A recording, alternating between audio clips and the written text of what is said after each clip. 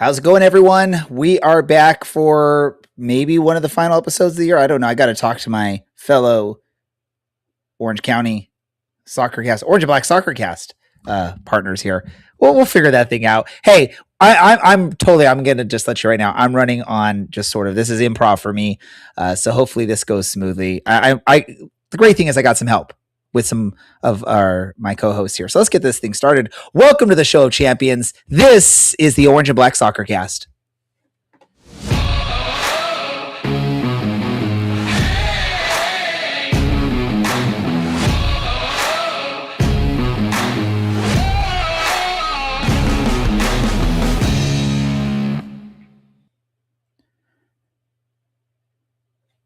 How's it going, Orange County? I believe you all can see me. I cannot see you. For whatever reason, my screen is stuck. There we go. How's it going, Orange County? Welcome to the Orange and Black Soccer Cast, the first and only show dedicated to Orange County Soccer Club fans and supporters. I'm your host, Ray Zamora. I'm here to take you through this journey as we discuss all things Orange County Soccer Club. Like I said, I got some great help this episode. As always, first and foremost, it is my man, Dylan. Dylan, how are things for you? Things are going all right. I do appreciate you saying as always, as if I'm always here. And I just want to point out that last week, Brad said he was doing a Channing Tatum impression or reference when he said, "That's bait." And I actually believe it was, in fact, Tom Hardy.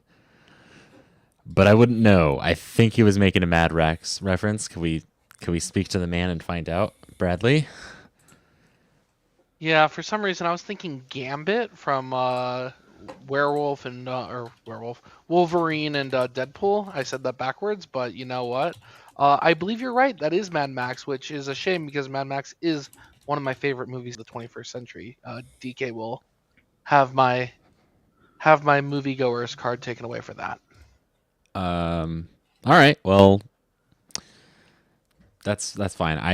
I couldn't name a movie that he's in other than 21 Jump Street and Magic Mike. So what does that say? Dylan's favorite movie, Magic Mike. Let's get into this conversation. Wait, first, Dylan, show us your best Magic Mike. This is a children's show. Okay. Let's try and get things going here with this episode. Maybe it'll go a lot smoother from this point on. Like I said, I'm almost running on improv mode here.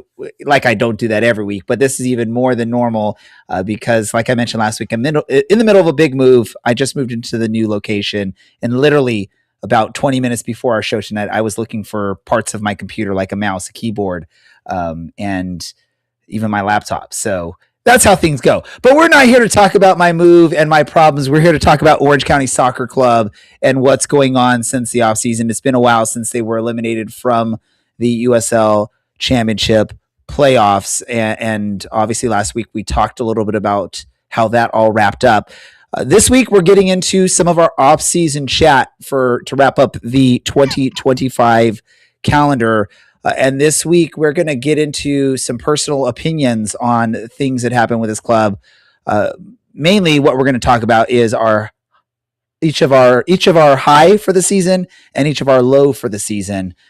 So, because I am improvising this and I didn't get much prep time, I've asked Dylan and Brad to go first so I can just think about stuff and give you a really good answer instead of a sort of BS answer as we go through this. So I'm going to open it up to Dylan and Brad. Which of you would like to go first with your high and low? And we'll talk about that. So share with us your high and we'll talk about it. Then share with us your low and we'll talk a little bit about that. And again, if you're listening live, jump in the comments and give us your opinions and thoughts on it all. Yeah, normally my high for the year would be whatever match I made it out to the champ this year. Unfortunately, with getting married and doing a lot of spending that I wasn't expecting to, I didn't make it out. However, my high for the year has got to be the absolute clown show that was Orange County versus Birmingham Legion, 4-4. I just remember very much watching that game and being like, we got a 9th goal in this game. I don't know who's going to score, but like at the end of the day, this game's drunk. And like seeing the team perform like that, it was definitely the weirdest game I've ever seen, going from an own goal to immediately tying it back up. That's got to be my high of the year. It's very rare we see games like that. My low of the year, I think, was Grayson Duty's injury. He was the first of quite a many injuries that really derailed the season. I don't hope that I'm stealing somebody else's, but honorable mention goes to the departure of Kyle Scott going to England. But injuries really derailed this season, especially in the middle point. It's very disappointing that Grayson Duty didn't get to play a full season, but on the bright side, he's coming back, spoiling something that we're going to talk about at the end of the show. He's definitely a very positive player, and I loved watching him when he played for Vegas, and I'm still happy he's on the team now. All right, I'll just say, since Brad's basically covered everything, we might as well just wrap up the episode here, because Brad stole my low point of the season. So now I have to think about something else.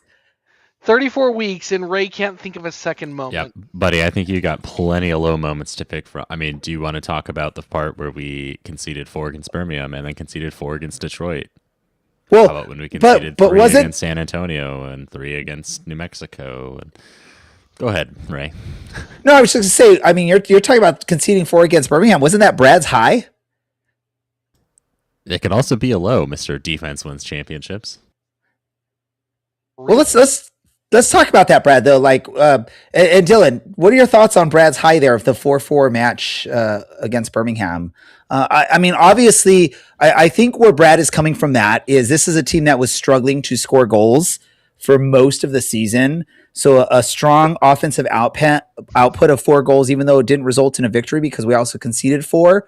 I could see where that can be considered a high because, yeah, we sucked at scoring goals this year.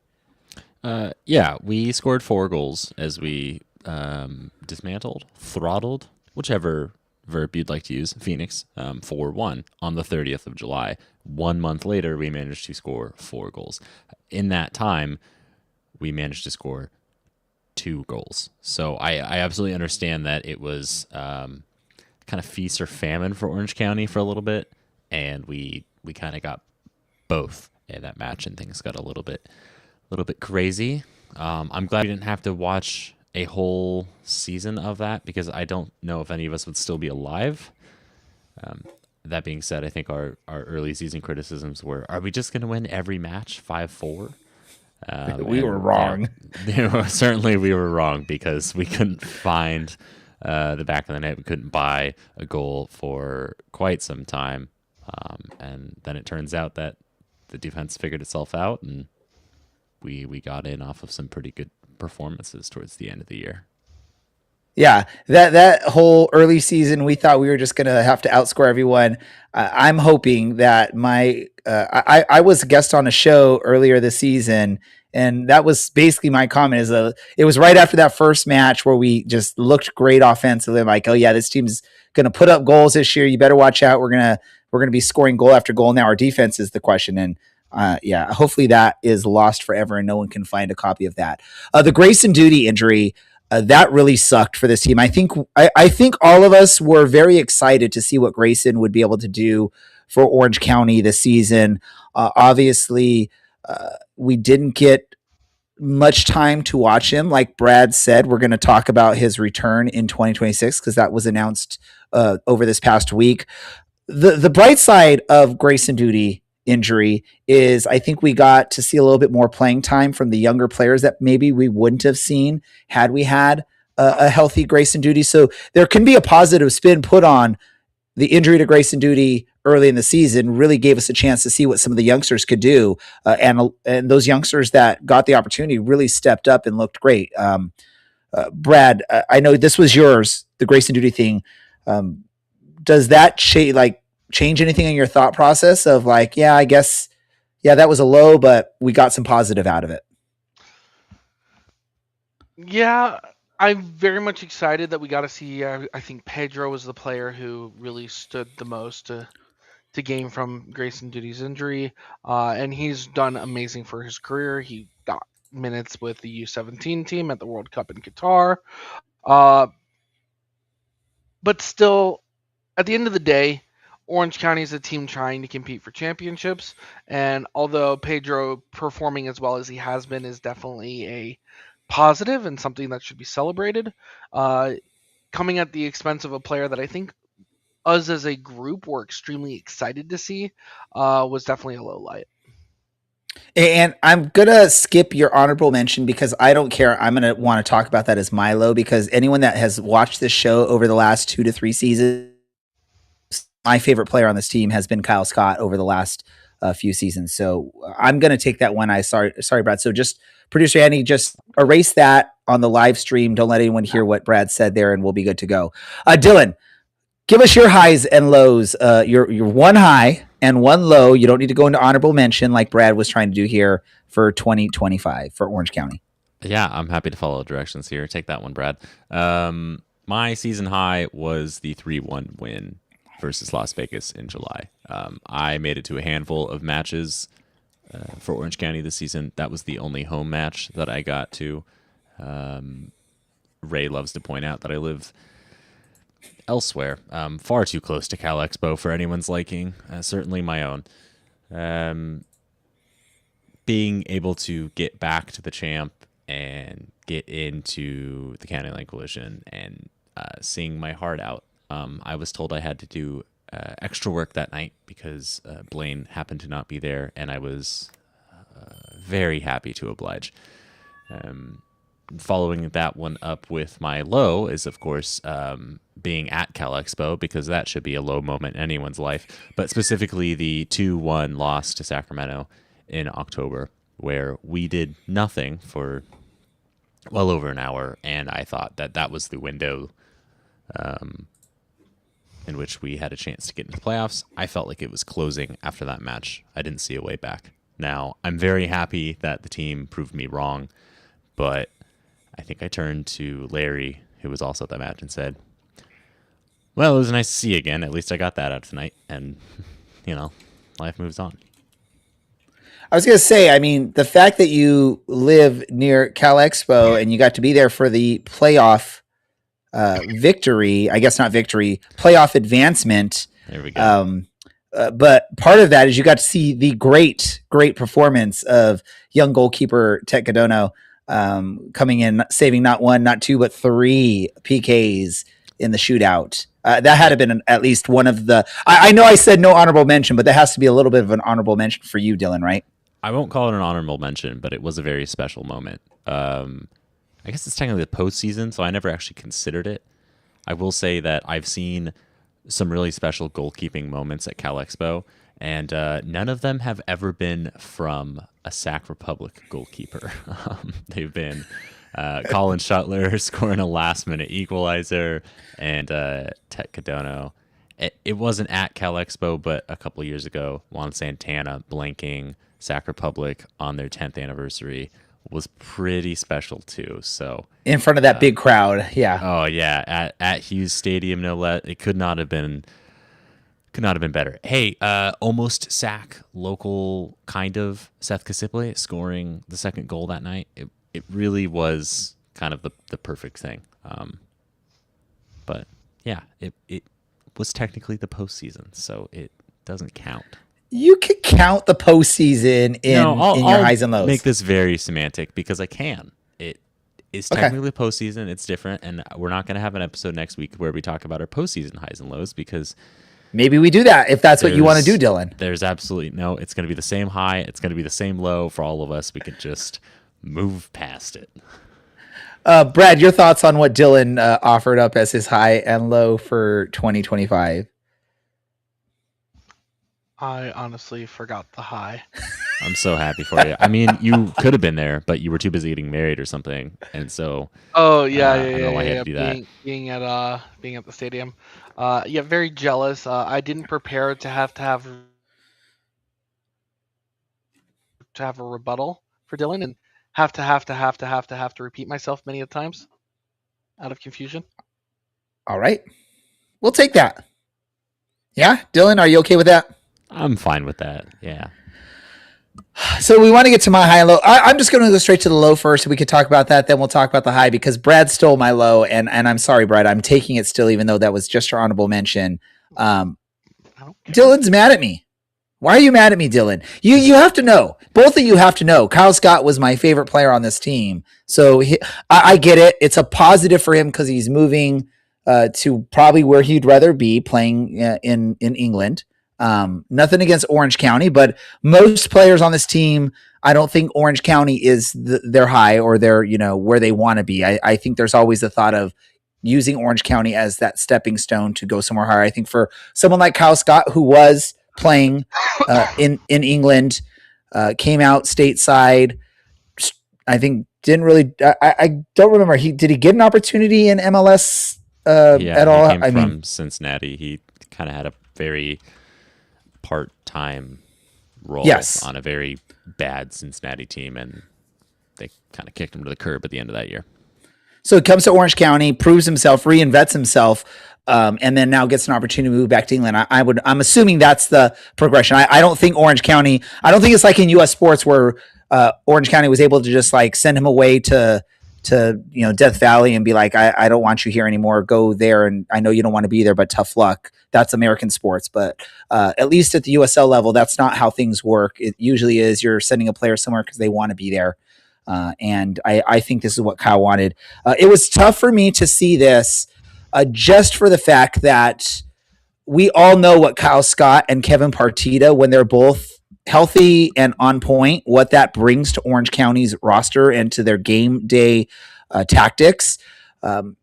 Unfortunately, over the last probably 2 seasons, really, when you look at it, we haven't really got to see many matches where both of them are full strength and playing top of their level.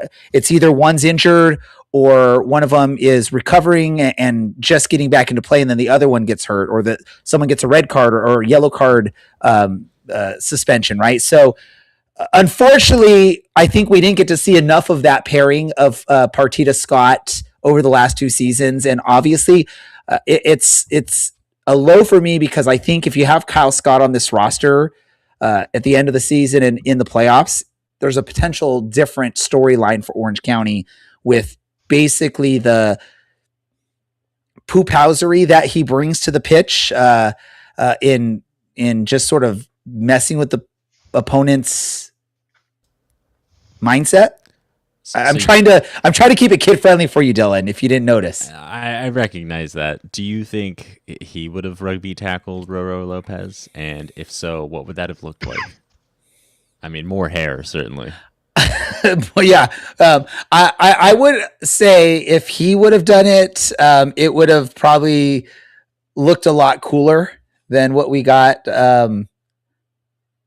What is that face, Dylan? It was such a good rugby tackle. I mean, but I think Kyle Scott would have made it look better. I mean, nothing against Stephen Kelly, but I think Chris Hagart.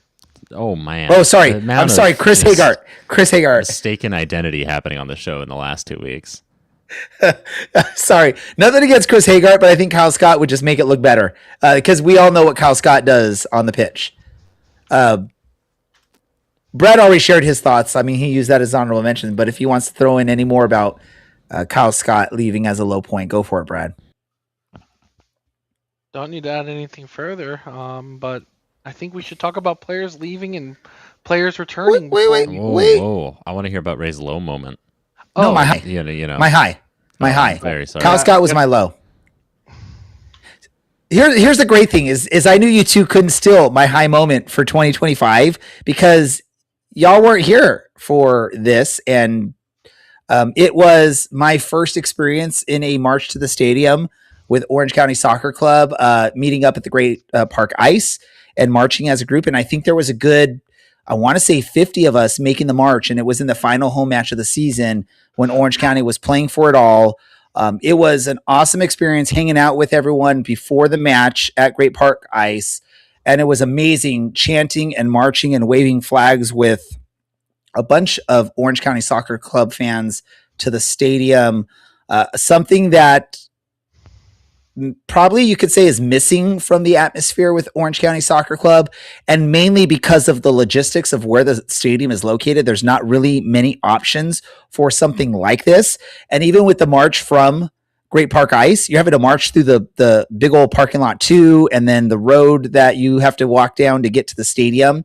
So it's, again, not like what Brad experienced when his team was in Reno, where literally the march was from the bar, cross the street, you're to the stadium, and you can march into the stadium if you wanted to, or other teams that have maybe sort of those downtown stadiums. Unfortunately, with our setup here in Irvine, we are a team that is literally in the middle of a gigantic park in the suburbs. So there's not many options for something like that. But I feel like it was an awesome experience. You know I bashed Brad for this, but my honorable mention is the watch parties in the playoffs, because those were pretty fun, except for the technical issues. Honorable mentions. Don't worry. I think for those of you that didn't make it up to Sacramento, you might have been watching Larry allegedly live streaming the match after the stream dropped. Allegedly, of course, because he would never break broadcasting rules, lest we run afoul of ESPN or CBS or whoever runs that on any given week. Ray, I'm really happy to hear. Go ahead, Dylan. Larry was doing his duty of being able to provide the Orange County fans that were at the watch party at least an update of what's going on until the stream was fixed. He didn't run it for the full 90 plus extra time or whatever's going on. He was doing what he had to do. He was allegedly doing what he had to do. I like that you don't use the term journalistic duty, because that would imply that we are doing a sense of journalism here. This is a tired man drinking a green Solo cup, I believe. Yeah. Ray, I'm really happy to hear that your highest moment was just being with the fans. I've talked about this, and one of the hardest things about not being in Orange County anymore is not really having a third place the way that I did when I was with the County Line Coalition every week or every other week over the course of seasons and years. That's really special. It was your family, Dylan. That was your family, really. Well, I'll say it because my family doesn't listen to the show. Yeah, the club is my family. The fans are my family. The supporters. I'm not saying the whole team is your family, Dylan. Yeah, sorry to our future guest. You're not my real dad. In all seriousness, it is really special, and I do think the County Line Coalition is incredibly special. I think we've got something different and got something better than every other club, mostly because we don't play drums for 3 hours straight and we never sing "We Love Ya." That goes a really long way into making me feel like there might be some positives in this world. So what I'm going to say, CLC, when Dylan's back for a match, we just need to bing drums and sing I love you" the whole match, just for Dylan. That's not even the chant. Or we love you. There you go. Yeah, I do hope Brad, now that he's not as freshly married as he was, gets out, and we all get to see you soon, because this is usually the bummer of my year, is oh, cool, it's holidays.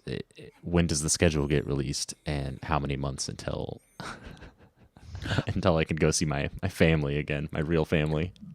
But at least, Dylan, during this time, you get some news, like some daily drops or every other day or every third day drops of news for Orange County Soccer Club, because the team drops the information on new player signings or returning players, at least over a prolonged period of time. You get to stay involved with it. It's not just one drop and then you have to forget about it for 2 or 3 months. You get information every single day if you want to talk about stuff, for the most part. So let's talk about that, because over the past week, we've got some more news on returning players. We also got information on another player that looks like will not be returning for 2026. But we did get 4 announcements of returning players over the past week. Those players include Ethan Zubak, Mohamedou War, Nicolas Ciota, and Grayson Duty. I know. Dylan, you always make faces. He's Ray Liotta, and yes, if you only happen to listen, might I just take the moment to say, why don't you watch us live sometime? YouTube, Instagram, wherever you happen to get your podcast, you can probably find it there. If for nothing else other than my obnoxious face, you're also welcome. Ray, yes, producer Andy. Raymond, I know you don't know how to use social media, but if you go on social media and you find the player announcement for Ray Liotta, he will tell you exactly how to say his name. He says it, the whole thing.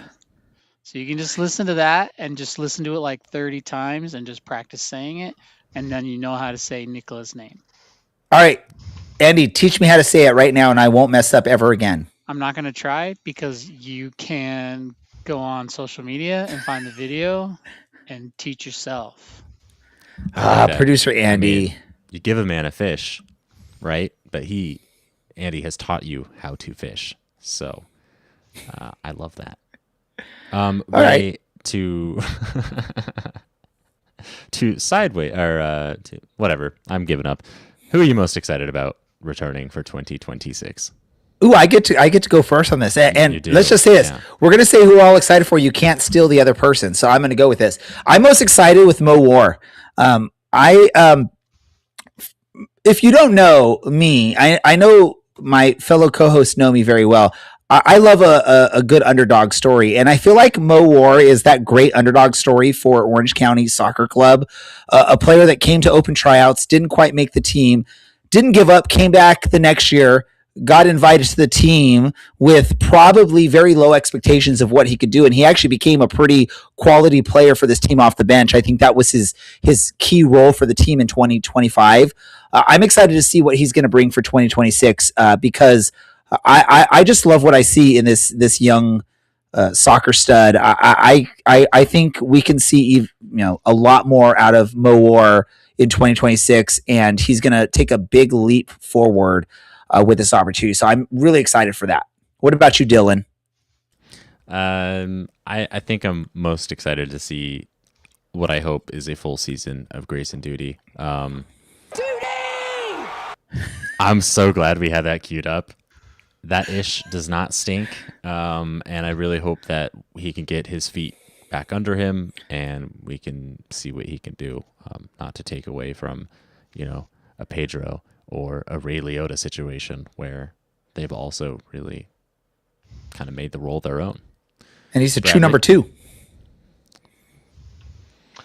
Yeah, for me, I'm just going to go and agree with DK, even though he's not here, and go ahead and glaze Mr. Ethan Zubak, our returning leading goal scorer for 2 seasons in a row.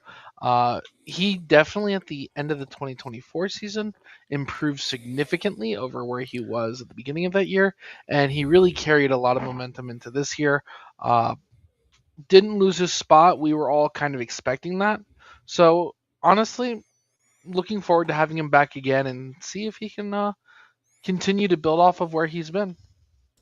Well, I'm excited to ask our guest tonight who he is most excited for. It's a bit, I imagine, like asking which one of your kids is your favorite, but as we all know, everyone has one.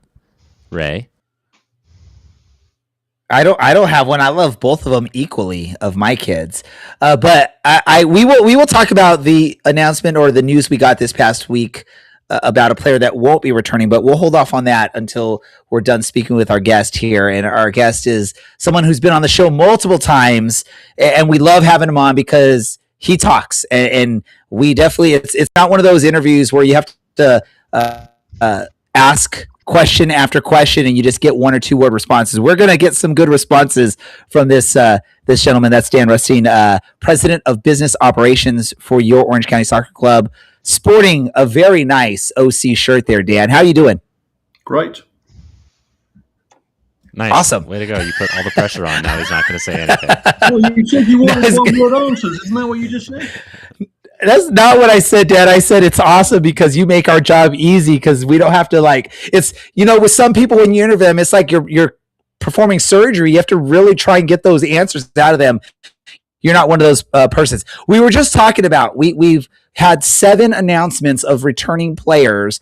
I know you're part of the club and you got to sort of, do your job of not, singling anything out or like that. But is there any of those 7 players that you're super stoked about returning, or it could be a couple of them that you're excited about as a soccer fan, not as a president of business operations for Orange County Soccer Club. Well, first of all, thank you very much for inviting me on. I think I tried to get on a couple of weeks ago, and my schedule didn't allow it, but I'm glad to sneak on before the end of the calendar year. So I should know the answer to this. I'm not actually quite sure who we've announced and who we haven't, even though I secretly know all the answers. But I think of the ones we've announced, I mean, as you say, I wouldn't say they're all my children. That sounds weird. But obviously I'm neutral on these things, but I think a couple of them I want to say something about. I think we announced Grayson Doody today. I'm excited only because, that's helpful. Yeah. Thank you. You brought up the list. I'm excited for Grayson. I think, obviously I'm excited for lots of them, but we never really saw what Grayson can do because one of the terrible things that happened on the night we lost to Antelope Valley, apart from losing to Antelope Valley, was obviously losing him for the year. And I think he was beginning. I think he had scored the week before, or maybe a couple of weeks before, and I think he was on the verge of becoming a bit of a fan favourite. I think it's great, obviously, that when he's fit, to have him back. I think it'll be exciting to see what he does.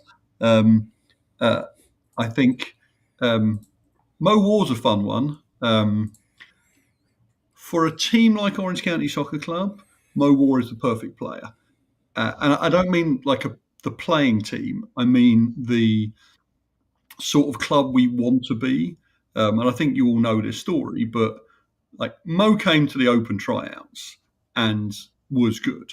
And I think there's some weird stat that someone else needs to confirm. I think he scored more goals in pre-season games than anybody else for this club, because like a couple of years ago, he scored some pre-season games, but didn't make it. But he came back again for the tryouts and then came in and did well. And then, he scored that, whatever it was, 91st minute equaliser quite early in the year. And he just, you see him, he just works so hard. And he's a fast, talented player who might be, along with Andrew Fox, the most polite player ever to play for this club. And so he's just such a nice guy. And I'm delighted that, even at the level that we play at, somebody can come through the trials and actually make a real impact. And I think that's a great story for the young people of Orange County and beyond. So he's just a great story. So I'm obviously excited about, Nico and Ethan and so on. But I just think a fit Grayson and Mo's just a lovely story. So they would be my favourites. One quick follow-up to the roster and the announcements we have so far, and then I'll let Dylan and or Brad take over the next questions, is based on what we know. We have 7 players that we know that are returning. We have a couple that I believe we know that are not returning for 2026. If you were playing any video game version of soccer/football, and this is sort of the 7 players that you know are going to be on this team, is this a team that you're like, oh, this is a great one to pick to play with, to start a career mode and build a team? Or are you cautiously, or are you lightly cautious on this roster the way it's going right now? And I know you're not a front office man as far as the roster building, but we know you love soccer and you know the sport. So just what would you think on that? Look, obviously, I'll be slightly careful what I say because I don't want to announce things I'm not allowed to announce. But I think by the time we're finished, we will have more returning players than we've ever had before. Because as you know, rosters at this level, particularly rosters change. And, I think last year there was a lot of turnover. But we've got a lot of people coming back. And that's great because I think we had a great group of players. And, we were 4 seconds past the allotted time in our second playoff game. And, a couple of lapses by a couple of people and suddenly we're out. And I think based on who was left, if that game had gone to extra time, I felt very comfortable that we probably would have got through, and then nobody after that would have phased us. So I know it was a bit of a weird year with some ups and downs and some odd results and a bit of a lull at one point in the middle. But I think for me, this was a team that were, as much as you can't guarantee success. I mean, ask anyone at Louisville, who have a weird habit, which I would be very annoyed about, of going out in the first round of the playoffs to the 8th seed regularly, having basically not lost all year. And I think once you get into one or two playoff games, it's fine margins. And I think this squad could have won the league. We could have, the last 2 years, actually, I feel comfortable that both last year, where we were, one extra time was too much for us. And then obviously what happened this year, this is a good squad. So if most of the squad are coming back, then we should feel good about what next year looks like. Dan, you happen to allude to some highs and lows for the club in 2025. What were your personal high and low for the year? So obviously I'm a football fan, but I also run I have a job to do running the business side. So it's quite dark in here, isn't it? Let's see if I can get any more light on me. So I'm going to pick my highlight, I think, from my side of the business, which is obviously the fan side of the business, as it were. We sold out 10 games, which is twice as many as we've ever sold out before in the regular season. And obviously you guys were there for probably in Ray's case, all of them maybe, but nearly all of them. But the atmosphere this year at times was spectacular. So I think for me, it's a bit of a generic high, but some of the atmospheres at the stadium were great. So obviously Pete and I have different sides of the business, and Pete and I have this conversation every year. And the best nights for the club are when both sides of the business work. So my side of the business sell out the stadium and create an atmosphere, and his players play well. And there have been times where we've sold out and played badly. There's been times where the crowd has been not wonderful in terms of size, and the players have played brilliantly. But this year, I think probably more than any other year, we had genuine nights of real excitement where, all of the things worked off the field. Like the crowd was big, but it was a powerful anthem, and some of the stuff we were doing off the field worked really well, and the team played well. And given that, like every sports team, the reality is we're a memory-making business. There were some really memorable evenings created for fans this year, I think more so than before. And look, that does include even, I'm trying to remember which game it was. You guys are better at this than me. The 3-3 game, we came back from behind 3 times. Now, obviously, ideally from a Pete's point of view, we don't have too many games where we concede 3 goals. But from a fan point of view, 6 goals, 3 equalisers, a sold-out crowd, that's the sort of game people remember. So I think for me, the highlights were some of the sort of off-field atmosphere. I think it was great. We made changes to the stadium, as you know, in terms of redoing the GA, in terms of some of the branding, some of the stuff, the kids-only section was... I actually suggested it in a meeting pre-season as a joke, and we ended up doing it, and it actually worked out really well. So I think for me, all of that stuff was great. The low light, I think it's just how we lost in the playoffs. So if you get played off the park like some teams did, then that's what it is. But when you lose with the last kick of the game in a game where you probably would have won if you had just got through that last 4 seconds, I think that's the cruelty of sport. But I think for me, it didn't feel like it all season long, but definitely in the last 10 games of the year, we had that feeling that we've had at this club before in 21, and actually we had it last year as well, where suddenly this group of young men galvanised, and I thought this might be ring number 2, but it wasn't to be. I don't know if you've done this already. What were your highlights and lowlights? Yeah, You covered my highlight already. What you said was 3-3. I think you were talking about Birmingham, and that was 4-4. That was my highlight for exactly the reasons you said. It was that's a game that I was watching, unfortunately, at home here in Vegas. But I was like, man, this game is drunk. This game is crazy. This game is unlike anything I've ever seen. And I agree with you for all of those reasons. And then my low light was injuries, particularly to duty. Yeah.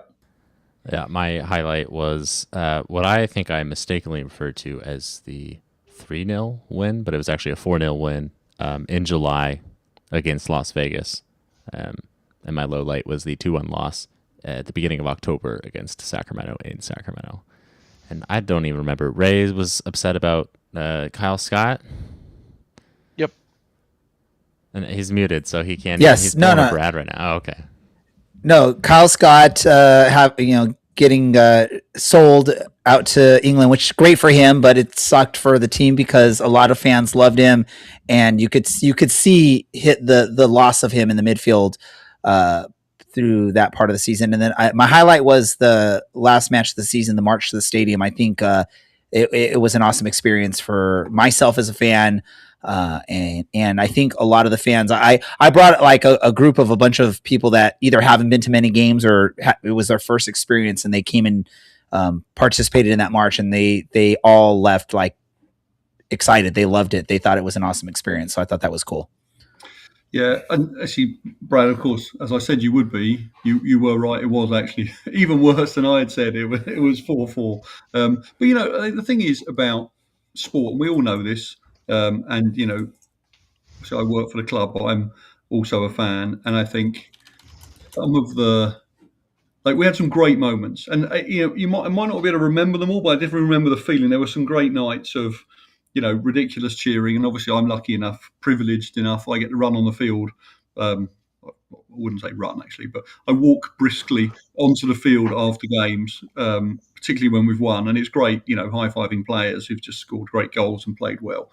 But there's been some great moments. There was one actually, I probably shouldn't have done it, but I get quite physical. I'm really actually quite bad at my job in the sense of I think like during games I'm going to go around checking on people, seeing things are okay, trying to persuade sponsors to partner with us and all that sort of stuff. In the end, I just sort of I'm having conversations with people, and then somebody might score or nearly score, and I start shouting or swearing at the referee. So I'm actually very bad at my actual job on game day in terms of sort of representing the club. But I was standing. It was one of the games near the end of the year, and I was standing next to a member of City of Irvine staff, who are, as you know, a very, very important stakeholder for us. And we scored a goal, and I punched him in the arm, which he took very well, actually. But that could have been the end. We could have been thrown out of the stadium. So I have to be a bit more careful next year about my physicality with guests, just in case they are VIPs. But that's what sport does. It's exciting. It gets you going, and we've had some really great moments this year. Not quite enough, I would say, goals at the right end. We want all the goals to be scored at your end, as it were. No offence to the other fans, but everyone loves the goals scored at that end. I think for some reason this year I felt like we scored more at the other end than usual. I don't know if that's an actual stat or just a feeling, but. Other than that, I think we've had some great atmospheres this year, and obviously that's what makes people keep coming back. I just want to say that really quickly, you can punch Ray anytime. Okay. That is goal, nothing, any reason, just starts awaken. That's totally fine. Yeah, agreed. Hashtag Samora out. Hey, I will say really quick, Dan, you could punch me if you want to. If you'll give us a shot out on the scoreboard at the stadium, I'll let you punch me in front of the fans. I might take you up on that, Ray. All right. Well, moving on. We talked about some of the stuff on the field. I want to focus a little stuff off the field, or really off on. I don't know what you can call it, but there's a little rumor, and we saw a little post about official LED display partner moving forward. I don't know if you can speak about that, but we think that there's going to be a little bit of an upgrade or a couple of upgrades coming on in the stadium this upcoming season. Dan, do you have any comment on that? Yeah. Well, that's an easy one because I wrote the press release. But yes, we're going to have LED boards. So look, I wish we'd had them 3 years ago. They are not inexpensive, it would be fair to say. So you have to be able to justify it with sort of, sponsorship revenues. But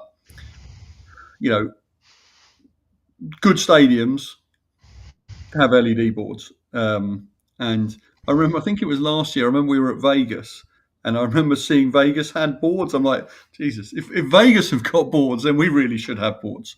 No offense to, that's pretty rude, but no offense to Vegas. But because obviously their stadium is not wonderful, as you guys all know. But anyway, we have made that investment, and we will have LED boards, which I think is a couple of things. So look, it just looks more professional. It does increase our chances of having televised games because it's one of the criteria the USL use. So that's obviously those sorts of things are good. I think from a fan engagement point of view, it's fun. Obviously, we're not quite there yet, but I imagine some of our partners will do not necessarily funny, but sort of slightly more interesting, ads, as it were. So we will use them for sort of crowd interaction stuff as well because we can. So I think it just will add to the atmosphere. And then obviously from a pure business point of view, it's obviously a great driver of revenue. It adds value to sponsors. And I think it's a sign of maturity as a club. And I'm excited to have them. I think it's going to look great in the stadium and it's going to be a big upgrade. So we're excited for that. Any other upgrades that you can really tell us about of things looking forward to next year? Since obviously I don't think we're going to have a chance to chat with you until sometime next season. So how does this work for you guys? You take a break after this week, do you? Or do you keep going through till, do you go all the way through? We'll do some awards, we'll do some off-season prep, and then we'll take our little hiatus and come back right around preseason time. Yeah, so look, how do I do this? So I have nothing to share with you this evening in terms of official news. However, we will all have failed in our jobs if when you come to the stadium, not necessarily for the, as you know, we do a season member pre-season game, which is normally, mid to late Feb. May not be then, but by the time everyone walks through the door on whatever the March date is our home opener, I expect things to not be as they are at the moment, in a good way. So that's all I'm going to say. But we are working hard to enhance the experience for everybody next year. Anything else you want to highlight, off the field? Any personal off the field highlights or lowlights you want to share? I know we went through kind of the highs and lows of the season, but we want to give you the chance to chat about the things you do and the value you bring to the team. So I think I continue to believe, and as you know, I do quite a lot of sort of podcasts and all these bits and pieces. I continue to believe one of the things that sets us apart as a club is our ability to combine, to use one of our club mottos, our community heart and our global vision. So the fact that we sold out the stadium 10 times for us is huge. Like I said, it's twice as many as we've ever sold out before. So I set my team a task of selling out more than half the games, and we did that. And I'm very pleased with the work they did.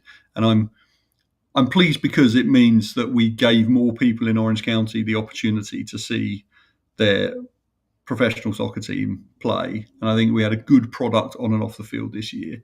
And I think that was great.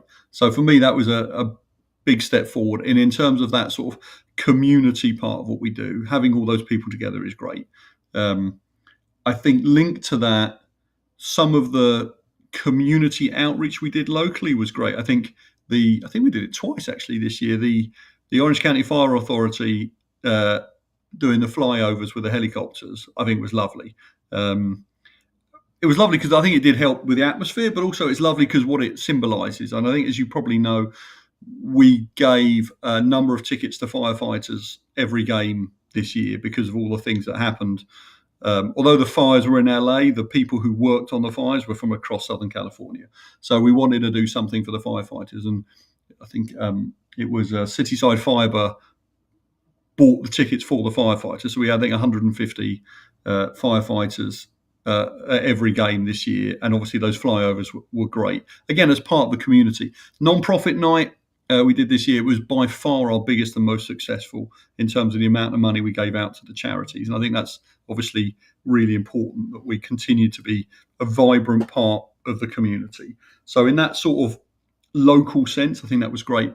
And the other part of that is, as you know, I'm very proud of the ownership scheme that we run. I think it's special for our team. And one thing we did this year finally is I think owners who invested over a certain level were invited to private training sessions, and they came to those private training sessions, and they absolutely loved that sort of behind the scenes look. And it was exciting to see. I have the privilege of going to training whenever I like. I normally go probably once a week to see what's going on, and to see it through the fresh eyes of people who've never been before. It really is special to be behind the scenes at a professional club, and I think that was lovely. So that's the sort of the local part of this, and then obviously linked to that is the continued work of the community foundation. So as you know, we do fundraisers throughout the year, our golf tour, our foundation gala at the beginning of the year, and we run these after-school programs in Anaheim, and it's great to give back to the community in a footballing sense. But then you've got our international stuff. So we were the first, actually, it was a couple of firsts. One very personal one to me, as you probably know. We were the first professional sports team in America to launch their own single malt whiskey, which is something that I've been trying to do for 5 years. And for those, I don't know if any of you guys, did you ever get lucky enough to have our whiskey? No, and I love whiskey, which is a shame. Oh, well, they are. I think there's still about 8 bottles left of the 150 or whatever. We pretty much sold out, but that was fun to do that as a project. But also we got some great coverage for it. But then also we became, as you know, we did an ownership opportunity in the UK linked to the American one. So we have 500 owners in the UK, and so we became the first USL club to open a club shop in the UK. Online only, but it heartens me enormously. Obviously, we sold thousands of dollars worth of merchandise, which is good for business. But more importantly, there are dozens, scores of items sold in the UK, which means there are a decent number of people walking around the pubs of England and Scotland, particularly Scotland, actually, wearing Orange County Soccer Club gear. And there's no other USL team that can say that. And I know that some of these new teams, Portland Hearts of Pine, all that stuff, have done some incredible work. But the fact that we're selling on the other side of the world and we're a USL League Two team a USL second division team in America is extraordinary, I think. And it speaks to what we've tried to do as a club. I know Ray was upset about Kyle going, but we've always been very clear about that we are a development club. And I think, obviously, we sold Bryce and then brought him back, but he's now got, he will have gone again, as it were. But that's always been our model. And I think, look, Carl was a great player. I'm never convinced by the headband, I'll be honest, but a great player. But he has played he played at Chelsea, played in the MLS. He came to us. He performed really well for us, and then was given a great opportunity off the back of performances for us. And that is, at the end of the day, how we do business. They're different players, but I don't think we can argue that Stephen Kelly coming into the midfield gives us a similar version of what we had from Kyle. And I think that is the reality of the club. And I think so that the fact we've sold more players again this year, and then you saw. I know it's not a success for us directly, but Milan Alowski, obviously club legend, doing what he's done, where I think he probably broke some scoring records for San Diego, and then was transferred. That's all part of the legacy of what we're trying to build. So I think, between the sort of community work we've done and then this broader global piece, I think it's been a really successful year. And there's obviously more to come. Young Pedro going to the U17 World Cup is great. You look at the list of players at that tournament, and they're all from all over Europe and MLS. And then you've got Pedro from us. Obviously, I think I saw somewhere on Transfer Market that Tyson Espies at Bayern Munich. I mean, I don't know where they got that information from, but obviously, having a player like Tyson at a team like Bayern Munich is obviously magnificent. So, we continue to be this unicorn, I think, in the USL, where we've got a great community, we offer a great product off the field and a great atmosphere, yet at the same time, we've got a global reach that other teams not only don't have, aren't even trying to have. And then we've got this player development pipeline, which I think is extraordinary. And I think, sorry, I know this is a long answer, but you did say I'm allowed to talk as much as I like. I think one of the highlights for the club from a player development point of view this year is the kids. There's an irony that obviously we played the kids in the Jägermeister Cup, but I think half the team can't even drink the name of the competition. But beating Sacramento in the Jägermeister Cup with the kids, I think their average age was 27 and ours was like 21 and a half. I think we fielded the two youngest teams in club history this year. And that speaks volumes to, again, the long-term plan of this club. So that's a very long answer, but I am proud of what we do locally and the presence we have nationally. And I think there's only going to be more of that next year when, I don't know if you read, the World Cup is coming to town. I love it.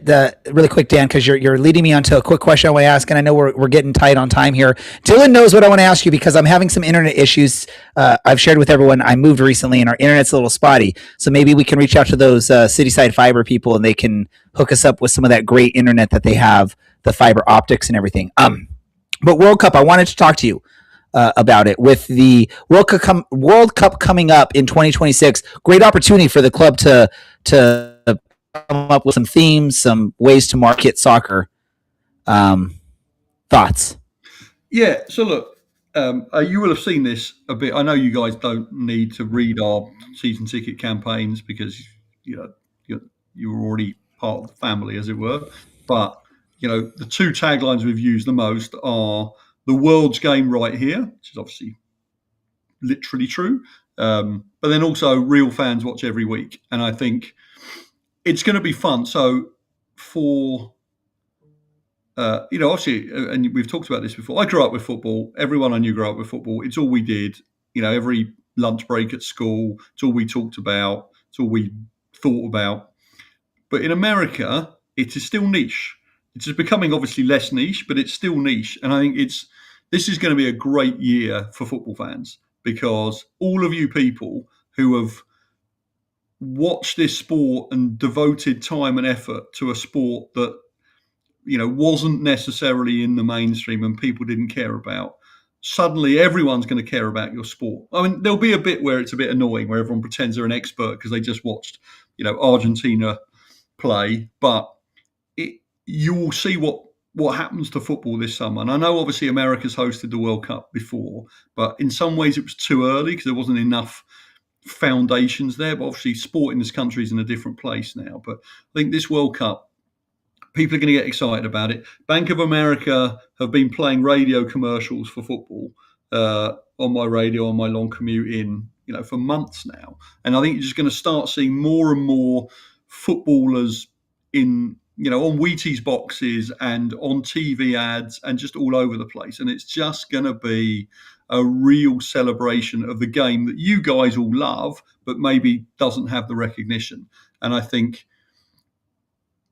even probably before the tournament starts, we're going to have so many more fans because there will be, there's 3 million people in Orange County and we've got a 5,000 seat stadium. There must be the people who get up at 7 a.m. and watch Premier League games, people who are Liga MX fans who don't even know we exist.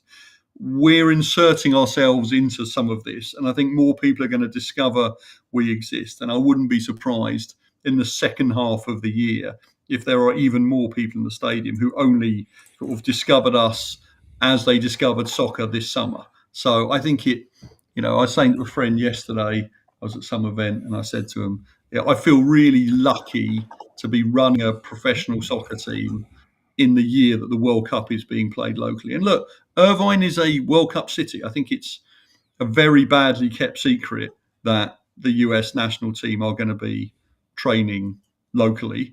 So we are going to be part of the World Cup one way or the other, and I think that's fantastic. So we're right in the middle of it. We've all learned this. We've all watched football in the corners, in the shadows, and now we get to celebrate football in a year where everyone does. Yeah, so there was a question from one of the listeners if Championship Soccer Stadium or Great Park would be used, and I think you sort of gave a little bit of a hint at that there will be some. So that's not us. So I think there's somewhere else in the area. Okay. A university has been used for, like PSG were somewhere last summer, then the US national team are going to be there, apparently. Which I'm going to say this with some knowledge is, if you're a fan, don't plan on being able to easily access the training of any team that's at a local university, because that's not going to be something you're going to have access to. Just trust me on that. It's not something worth looking into. Last quick question for you on the World Cup before we let you go. Obviously with World Cup, but we don't know the full set of teams yet, but we know most of the teams in there. I want to ask you, who's going to be like the story? Which country is going to be the story of this World Cup, as far as, doesn't mean they have to win, but they're going to be the country that everyone's sort of talking about in the World Cup this year? Yeah, look, it's a bit of a weird format, I'll be honest. I'm not sure I'm 100% behind this. Basically, everyone gets to play in the World Cup policy, and nearly everyone gets to qualify for the groups. But I think there'll be some great storylines from some of these new countries, as it were. So Curacao, Cape Verde, I think, there's from such small populations, in the way that Iceland was such a big favourite when they qualified for tournaments. So I think there'll be some underdog stuff. Obviously, England are going to win it. I mean, that's just goes without saying. I think there will be. I'm not sure. You never know with these things, but I wonder whether this World Cup will not be the sort of World Cup of stars, as it were, or these traditional stars. I could be wrong, but I don't know if Messi can do it for Argentina. And I think people want it to be, particularly in America, I think they want the players they've heard of to do well for the countries they expect to do well. But that's not what happens in the World Cup. It's some random Colombian you've never heard of, is the star of the show. And I think it'll be a really interesting tournament. There will definitely be some upsets. Some of these teams who are going to come through the playoffs, a big team is going to lose. I don't know if you remember, obviously Argentina actually lost to Saudi Arabia in the last World Cup before then obviously winning it. But there'll be a couple of shocks.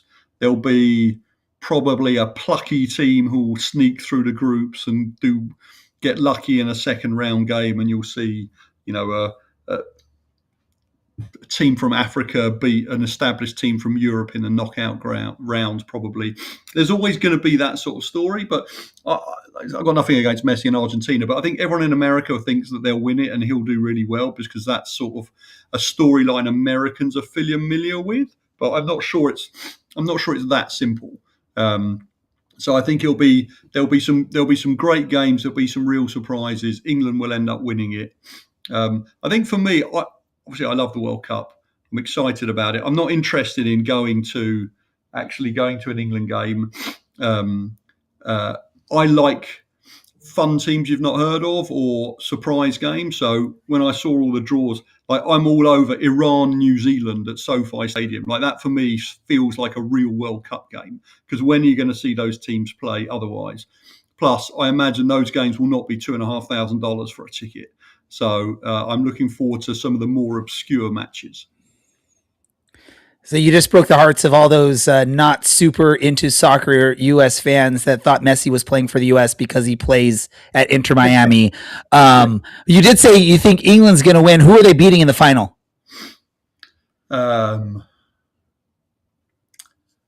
Hopefully Germany, if it all plays out the right way, just on principle. But to be honest, if we've got closer than we've ever have before, I don't really care who we beat as long as we beat somebody. I'm running out of people I know who were alive when England last won the World Cup. So I'm hoping we can just slightly renew it now. And hopefully no hand of God for this World Cup, right? Dylan, Brad, do you have any last questions for Dan before we let everything wrap up here? Yes. Dan, obviously, the players in the final this year walked out in T-shirts. And there are a handful of rumors about a collective bargaining agreement and how do we put it nicely, labor stoppage. I know it's not your side of things at the club. I know it's not your primary job at the club. But we've received a handful of questions from fans who aren't aware. If you're at training once a week, you probably see more of this. What sort of benefits do the players get, beyond being paid and housing currently? So it's such a shame, Dylan, that your internet went down during that question, and I can't answer your question about an ongoing CBA discussion between the union and the league. I would love to have known what you asked, but I guess I never will. Dylan needs city side fiber as well, but he's in Sacramento. I don't know if they're up there yet. They most certainly are not. Oh, well. All right. Well, hey, Dan, I joked that you love to talk, and that's why we love having you on the show. But we've also, I think, hit sort of our max amount of time. We're not really we try to keep things within an hour, and we've already now hit an hour and 10 minutes. So before we let you go, any last message to the fans as we head into this long off season and heading into 2026? Keep it brief if you can. Yeah, look, Ray, I'm going to say what I always say when you ask me this, which is a very big thank you to everyone for all their support through the year. As it always is, it's a season up and downs. It's great to see so many people at the stadium. It's been great to see so many people on the road, in Antelope Valley, in Vegas, in Sacramento. We genuinely appreciate everyone's support. We are going to do everything we can this off season to set something up for another incredible year. There's going to be some big announcements and lots of surprises and lots of good things happening. And we can't wait to see you all back at the Champ next year.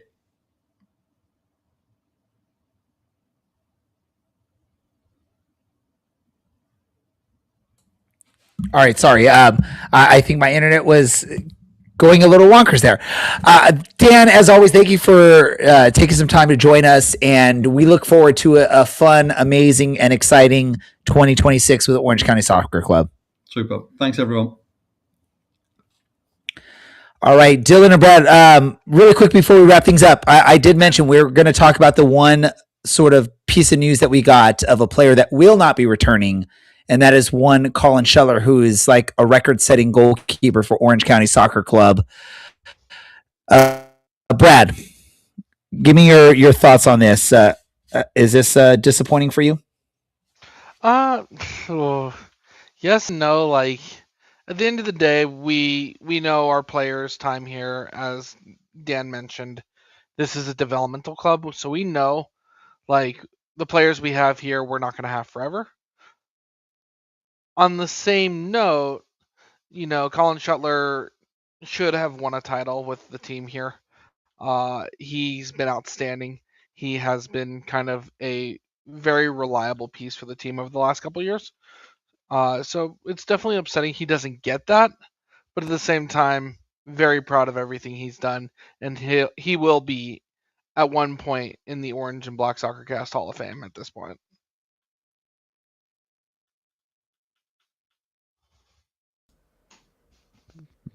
Raymond, did you just pull a Brad? I did just pull a Brad, and it's because I was typing. I apologize. Dylan, your thoughts? Yeah, well, a record player for Orange County, certainly. I hope he, as the kids say, as one of our most loyal listeners, Maddie would say, I hope he goes and gets that bag in Colorado. We will always have that late equalizer in Sacramento. And we will have, some of the lows, of course, of a younger Colin Shuttler, but we'll have the highs of having developed a very good goalkeeper. We'll have the highs of some of his big moments, of his big saves. It's disappointing that we didn't get to win a cup with him, but all the same, he's been a good presence for us at the back, and I'm genuinely very happy for him as he moves on. Yes. Best of luck to Colin Shuttler, except for when he's playing Orange County Soccer Club in the future. But a great part of this club over the past few seasons, and he will be missed being between the sticks, regardless of who takes his spot. All right, we're going to wrap this episode up. Brad, do you have any either random thought or something you learned this episode that you want to share before we wrap it up? If we don't get the chance to over the next couple of weeks, have a great holiday season, everybody. I imagine we'll still have one or two more shows, but, enjoy your advent calendars if that's something you do. Dylan? Brad, since I think Hanukkah starts before our next show, that may or may not, well, if we don't have a show next week, it will happen before our next show. So, happy early Hanukkah, bud. I do just want to say, if this is our last show of the year, or it's maybe the last one that you listen to, thanks for being here. Thanks for listening. That's a big one. And finally, why do I live in Sacramento while rooting for Orange County Soccer Club? Yes, it is in fact because I have very, very excellent taste. Thank you. You have very excellent taste? Is that what it is? That is why, yes. My random thought or my random thing that I want to share is regardless of what holiday you celebrate over the next couple of months here, whether it's Christmas, Hanukkah, Kwanzaa, anything else, all I want for Christmas, Hanukkah, Kwanzaa, or whatever you celebrate is a like and a follow and a share and a subscribe for the show, because we would greatly appreciate that. It helps get our show out to more people. The more likes, the more follows, the more subscriptions we get, the more that the powers that be are willing to share our show with others that are like-minded as you. So please do so if you get a chance to do so. I want to thank our special guest, Dan Rutstein from Orange County Soccer Club. He is the president of business operations there. Thank you for joining us as always. And also my co-host, I do appreciate you all as well, Dylan and Brad, and producer Andy. I definitely appreciate you because you work hard behind the scenes to make this show run as smoothly as it does. My name is Ray. I'm your host for this show as always, and I appreciate you all, the listeners, as well. Thank you for watching. We'll be back again. This is the Orange and Black Soccer Cast. We are out.